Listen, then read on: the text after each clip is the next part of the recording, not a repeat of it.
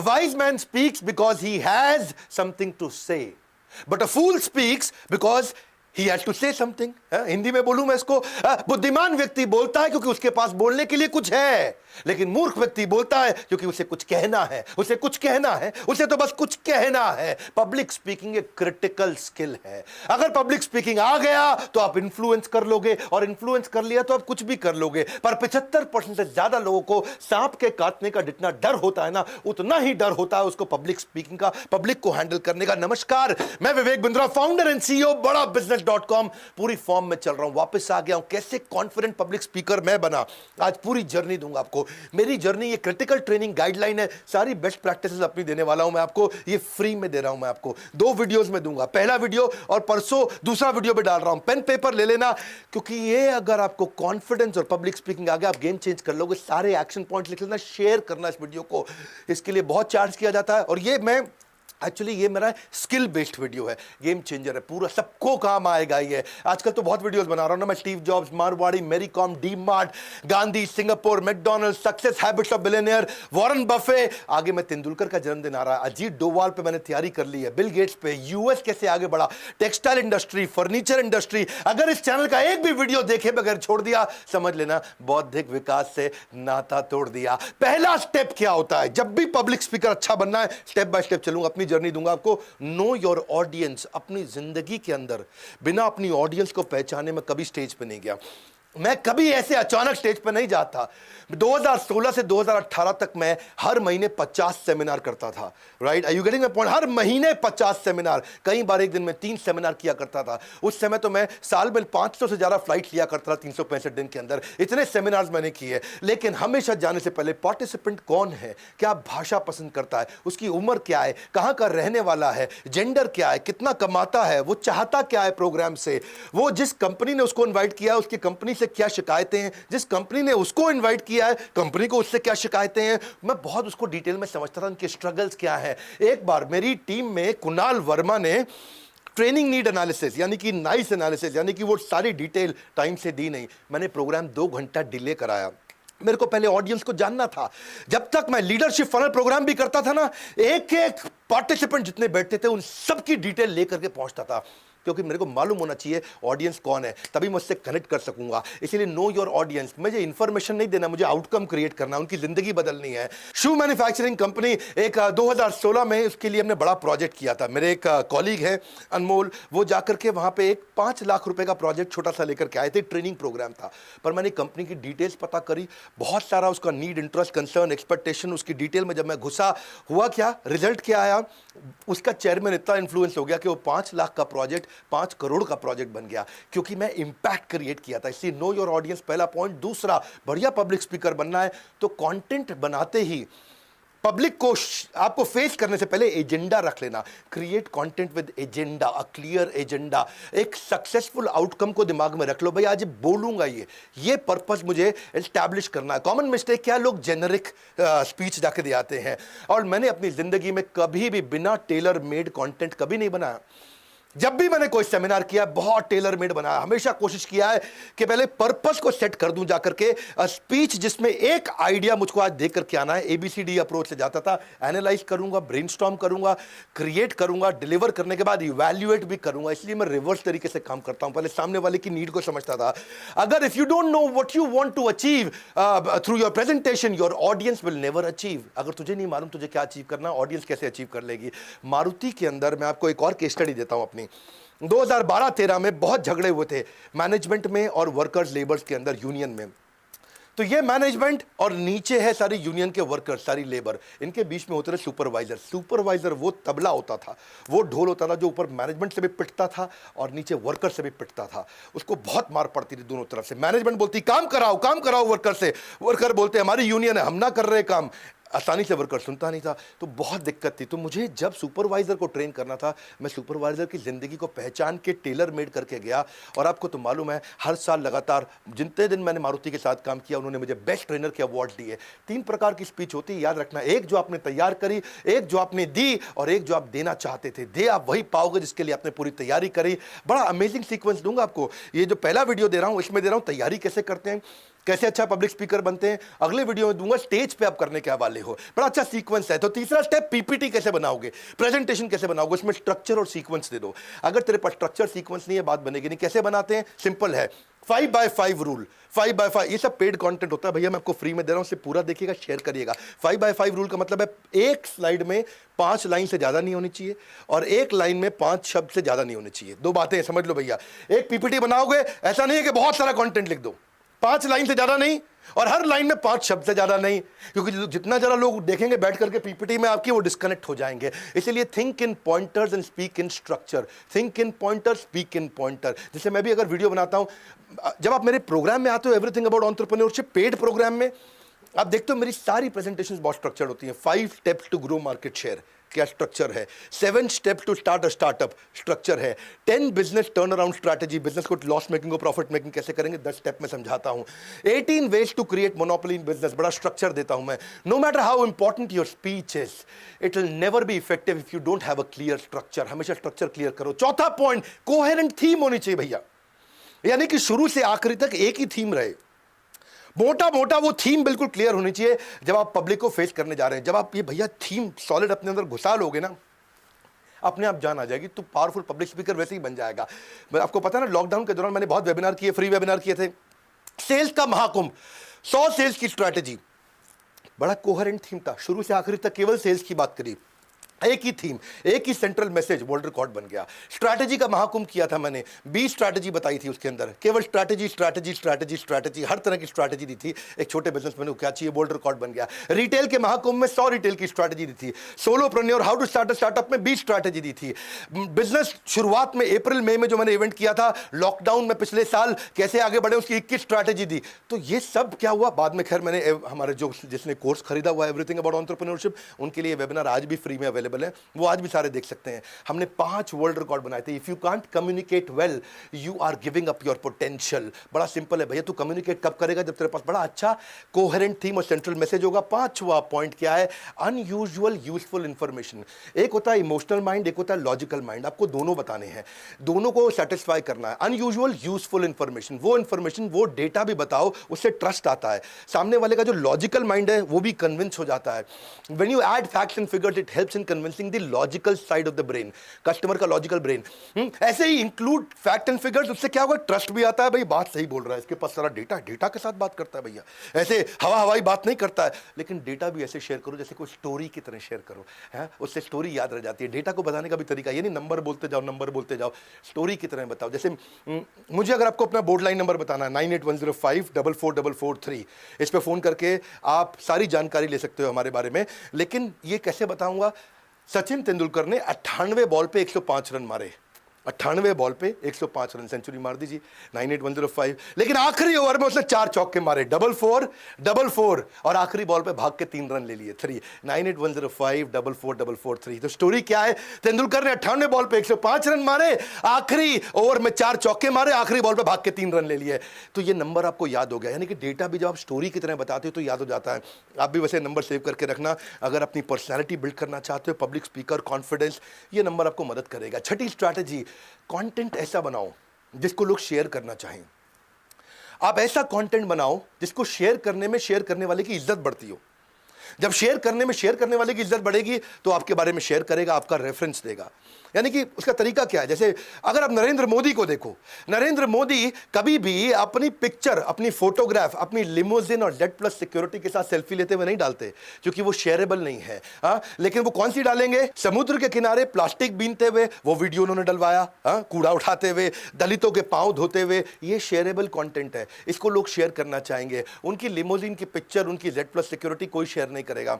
लेकिन आम आदमी अगर होगा तो वो कूड़ा उठाते हुए अपनी फोटो नहीं डालेगा, वो लिमोजिन की फोटो डालेगा, क्योंकि शेयर करने में उसकी इज्जत बढ़ती है। उसको लगता है मैं लिमोजिन की फोटो डालूंगा, 5 स्टार होटल में कॉफी पीने की फोटो डालूंगा। अंबानी ढाबे पे चाय पीते हुए फोटो डालेगा अपनी, लेकिन गरीब आदमी 5 स्टार होटल में फोटो डालेगा अपनी अगर कॉफी पी रहा हो, क्योंकि वो उसको लगता है ये शेयर करने से मेरी इज्जत बढ़ेगी। अंबानी को लगता है कि मैं ढाबे पे चाय पीते हुए दिखाऊंगा तो मेरी इज्जत बढ़ेगी।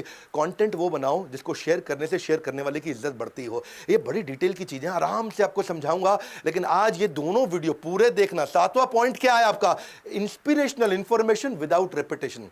ये कमाल की बात है। आपने देखा मैं अपने कंटेंट में कोई गैस नहीं देता, cut cut cut cut cut cut cut cut cut cut चलता हूं। एडिटर लोग भी जो है ना, मेरे वीडियो एडिटर जो ये वीडियो को एडिट करके आपके पास देते हैं, वो भी मेरे से बहुत खुश रहते हैं, क्योंकि मेरे कंटेंट में कोई जर्क नहीं है, कोई गैस नहीं है। एक बार शुरू किया ठाक, एक बार खत्म किया, एकदम सॉलिड चलता हूं। क्यों? रेपिटेशन नहीं है। इंस्पिरेशनल इंफॉर्मेशन है, रेपिटेशन नहीं है, जर्क नहीं है। Repetition will kill your reputation.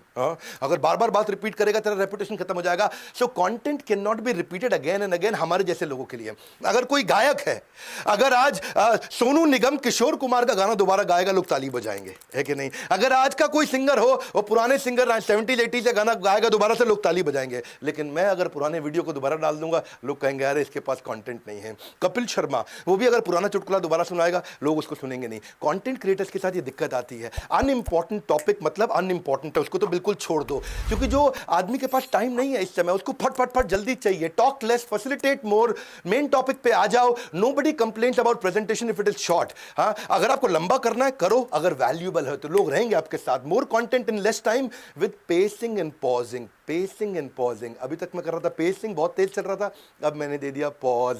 तो कब पॉज देना है, कब स्पीड बढ़ाना है, कब पॉज देना है, कब स्पीड बढ़ाना है, ये आना चाहिए। क्योंकि ज्यादातर स्पीकर क्या है, वो आराम से धीरे से बोलते, साथियों साथियों, वो टाइम वेस्ट कर देते हैं जी, बड़ा दिक्कत हो जाती है। प्रेशियस चीज के लिए भैया आपको आपके पॉजेज, आपके पिच, आपके वर्ड्स पर मिनट, आपकी फ्लुएंसी, आपके प्रोनाउंसिएशन, आपके इंपॉर्टेंट वर्ड पे आपने कितना समय दिया। कॉमन मिस्टेक यही करते हैं कि मोनोटोन चलते रहते हैं। मैं कभी धीरे भी जाता हूं, कभी तेज भी जाता हूं। धीरे, ये क्या मोनोटोन मतलब? मोनो मतलब सिंगल, एक ही टोन में चलते हैं।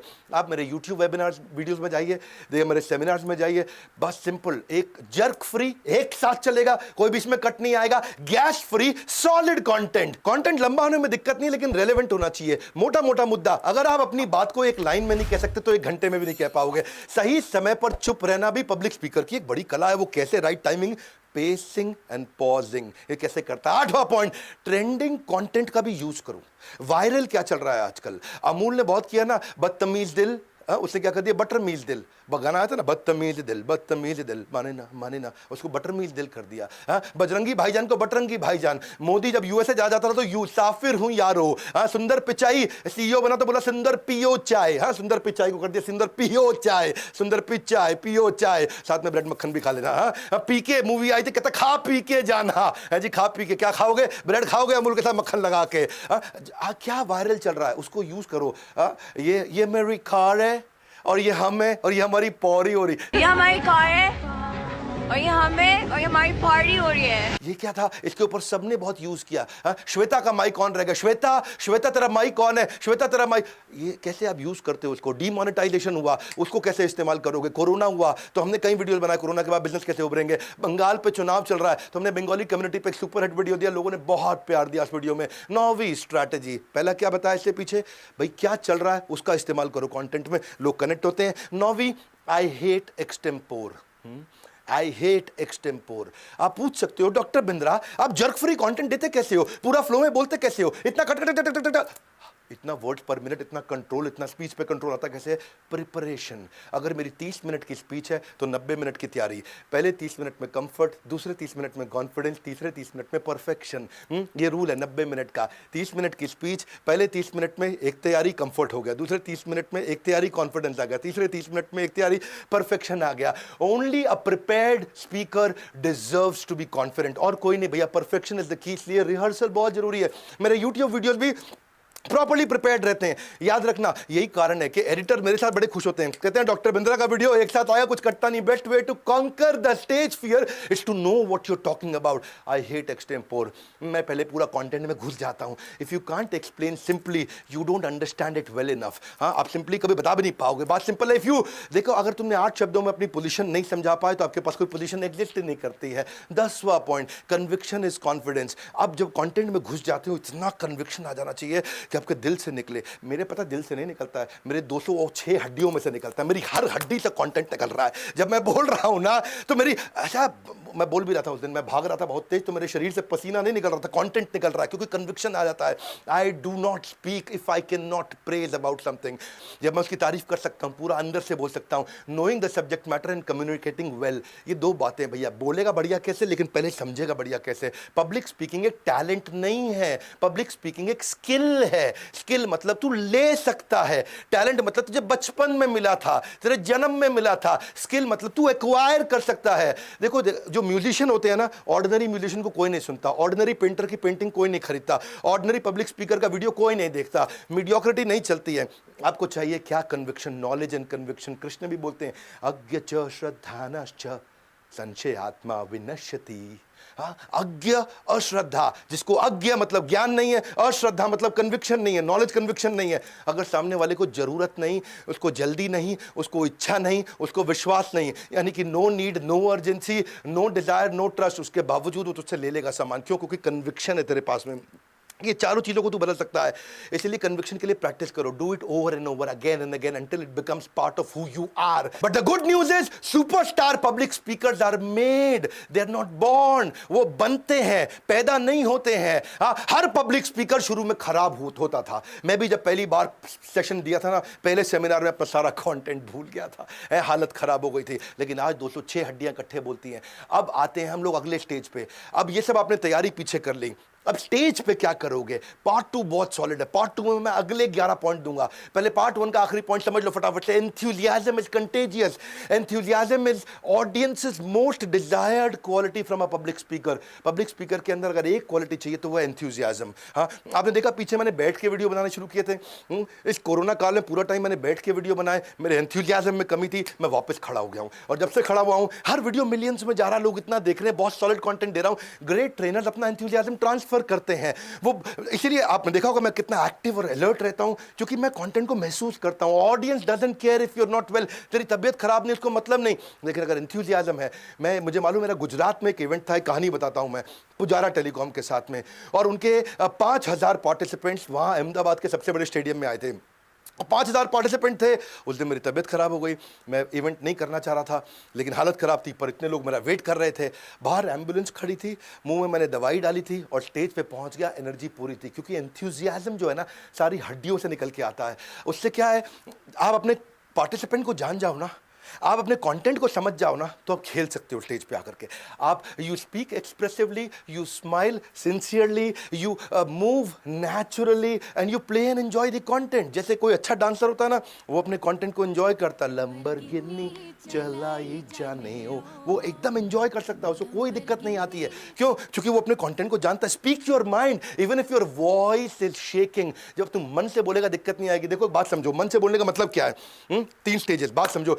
मुंह से बोला वो कंटेंट कान तक पहुंचेगा, तर्क, लॉजिक। तर्क से बोला वो कंटेंट दिमाग तक पहुंचेगा, पर दिल से बोला वो कंटेंट दिल तक जाता है, सही रूप से समझ आता है, हमेशा याद रह जाता है। तो मुंह से नहीं बोलना, दिमाग से नहीं बोलना, दिल से बोलना है। हाँ, जो मुंह से बोला जाता है वो केवल हियर की स्टेज पे जाएगा। हियर मतलब खाली सुनोगे। जो दिमाग से बोला जाता है वो अंडरस्टैंड और मेडिटेट तक पहुंच जाएगा। लेकिन जो दिल से बोला जाता है वो digest and apply. Here, understand, meditate, digest and apply, ये 5 स्टेजेस हैं। आपको डाइजेस्ट एंड अप्लाई तक पहुंचना है, ताकि जिंदगी बदल दो सामने वाले की। If you feel the content, your tongue will deliver the message of your heart. बिल्कुल सिंपल है। इमोशनल ट्रूथ जो है ना, ये हमेशा ध्यान रखना, इंटेलेक्चुअल ट्रूथ से ज्यादा बड़ा है पब्लिक स्पीकिंग में।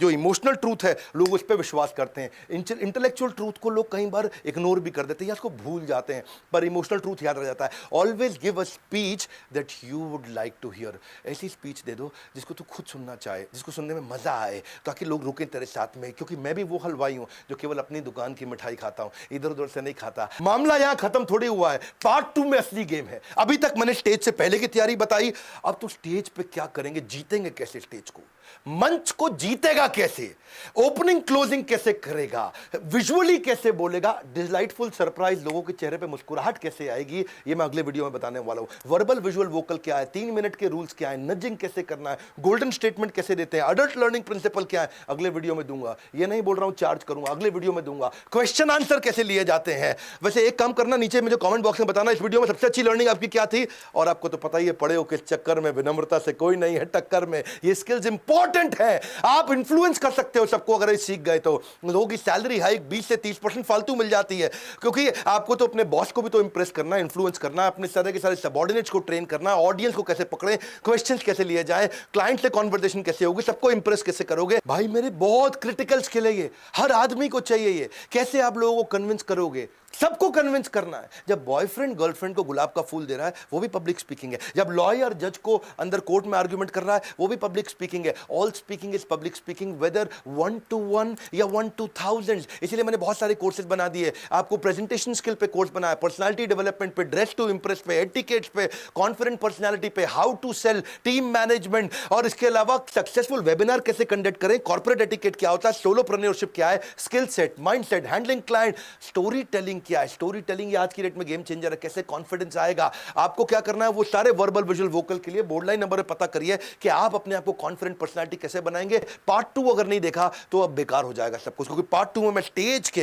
वो सारे क्रिटिकल स्किल दे रहा हूं। इस वीडियो में 11 दिए, अगले वीडियो में परसों सुबह दे रहा हूं और उसमें 11 पॉइंट और दूंगा। ये अपने बच्चों को जरूर शेयर करिए जिनको आगे बढ़ना है जिंदगी में, सारे स्टूडेंट्स कम्युनिटी में शेयर करिए जिनको डर लगता है पब्लिक को हैंडल करने में। और मैंने अपनी सारी जर्नी दी है इसके अंदर, अगले 11 पॉइंट्स में अपनी बाकी हुई जर्नी दूंगा कि आप स्टेज पे करोगे क्या। शेयर करिएगा वीडियो को, कमेंट बॉक्स में अपनी लर्निंग देने आइए, सब्सक्राइब करिए अगर आप नए आए हैं वर्ल्ड का नंबर 1 एंटरप्रेन्योरशिप चैनल पे आने के लिए, हमारे साथ जुड़े रहने के लिए आप सबका मुस्कुराहट के साथ हृदय की गहराइयों से बहुत बहुत धन्यवाद।